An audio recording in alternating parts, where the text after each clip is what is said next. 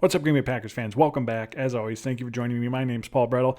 Today, once again, we are here to discuss the defensive line and the wide receiver position group, specifically not to forget about the internal development component to improve play, because ultimately, while talking about additions are fun and potentially in the draft some impact players could certainly still be added, when it comes to the answers to the questions that we have at those position groups, the growth, the development, the internal improvement is ultimately likely going to have to be the biggest catalyst for each of those positions. Before we dive into all that, you know what to do. Hit like on the video, hit subscribe on the YouTube channel. I do greatly appreciate it. Follow me on Twitter at Paul_Brettel.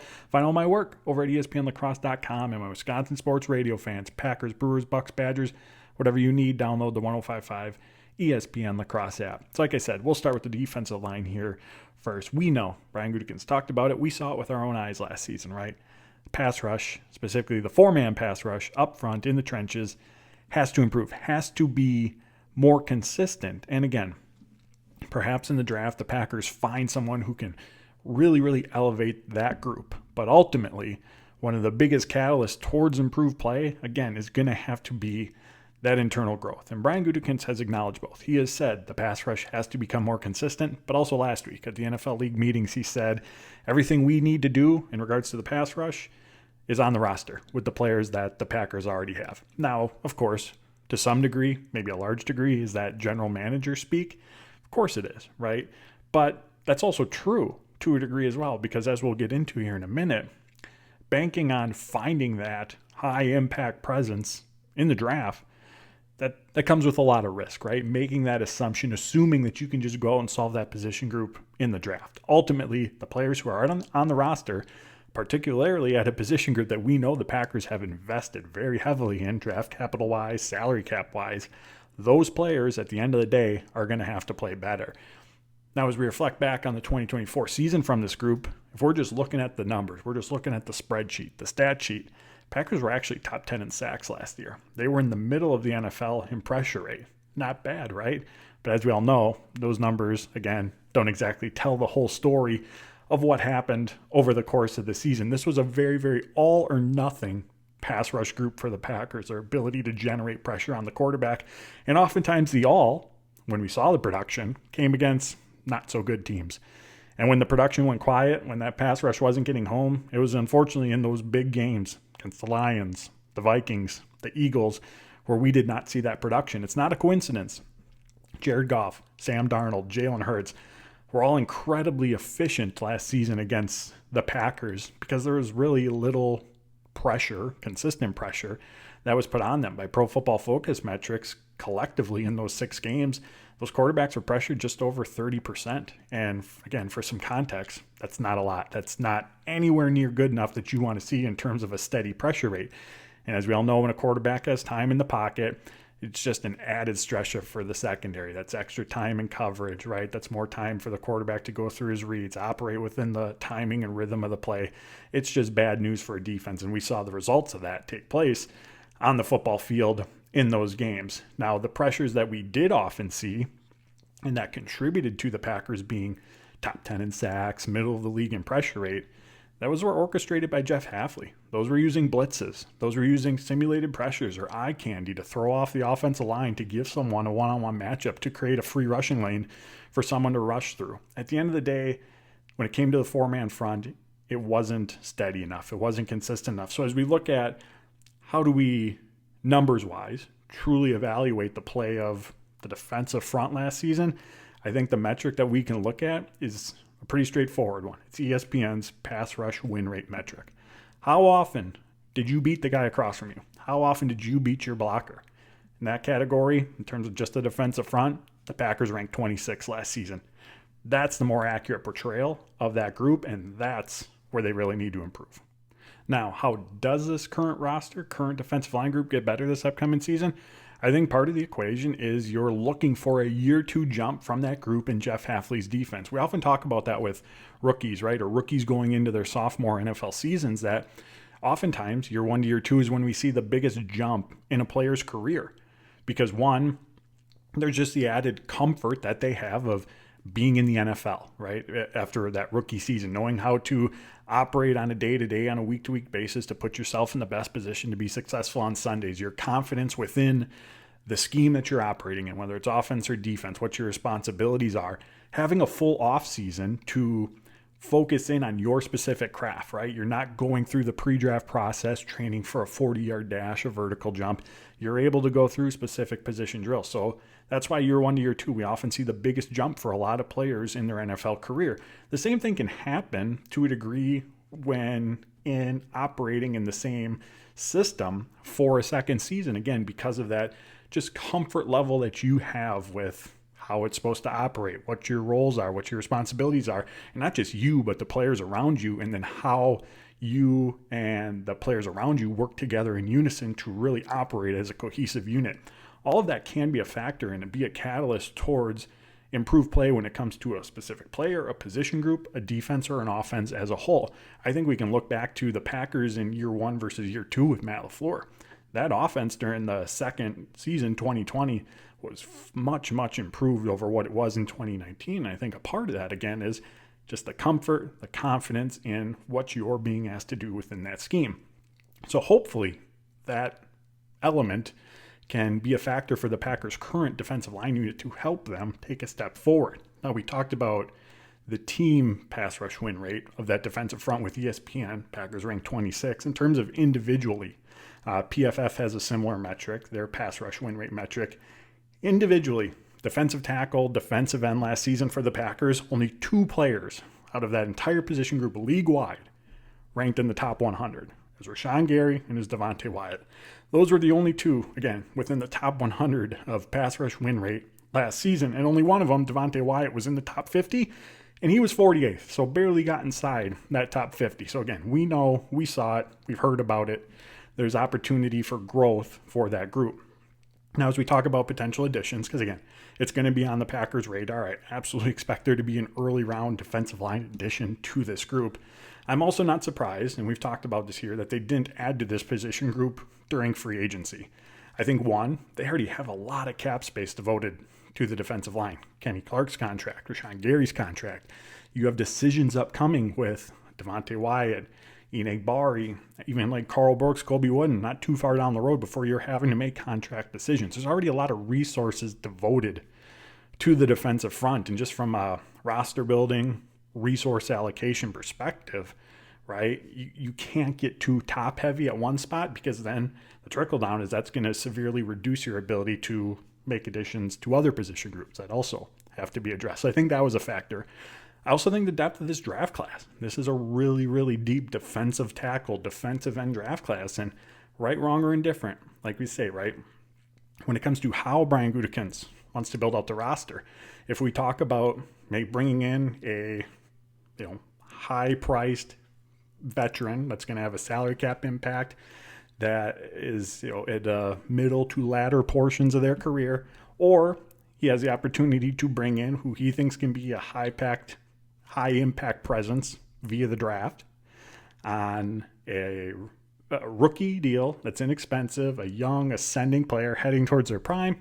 We all know what Brian Gutekunst is going to prefer to add to, right? Again, right, wrong, or indifferent, but from a roster-building approach, that's how the Packers go about things. But I think from those two perspectives, like I said, it's not all that surprising that the Packers didn't make an addition there in free agency. And I also do wonder if there's an added challenge when it comes to adding to this position group, because the Packers they have a strong foundation, right? This isn't a position group that's just barren right now and they're void of talent. Like, they have players, right? We've seen flashes from various individuals of players who can not only make an impact, but play at a high level, right? Kenny Clark, Rashawn Gary invested a first-round pick in Lucas Van Ness, Devontae Wyatt as well. Like, there is a strong foundation there. So bringing in a middle-tier veteran or drafting a third or fourth-round player, not to say that they can't become high-impact players, but generally speaking, building out your depth at this group, I don't think that accomplishes what the Packers need. They have depth, right? They have a strong foundation.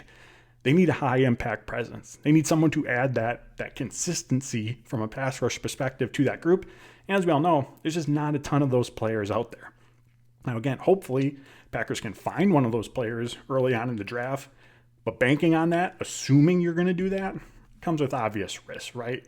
And I think that's another reason why, as we look to the internal growth of this group, that's why it has to come from there. You hope you find that person on the outside in the draft that can give that room a boost, but you can't bank on it either. So what can you bank on, or what can you hopefully rely on more, right? You're not going to assume that internal growth is going to happen, but what you hope can happen is those guys on your roster already in year 2 of a system, guys who have played at the NFL level, who have had production previously, can now bring that consistency that you very much need at that position group. Last thing I'll say about the defensive line, and I've said it here before, the pass rush is ultimately going to determine what the ceiling of this Packers defense is. And the reason is because when you have a strong pass rush, every other defender on the field benefits from that group. A strong push up the middle, occupying blocks, taking up space. Everybody benefits when the defensive line is playing at a high level. So when we look at how can this group get to the next level, it's the pass rush. It's more consistency in that regard, getting after the quarterback, because everybody's job around them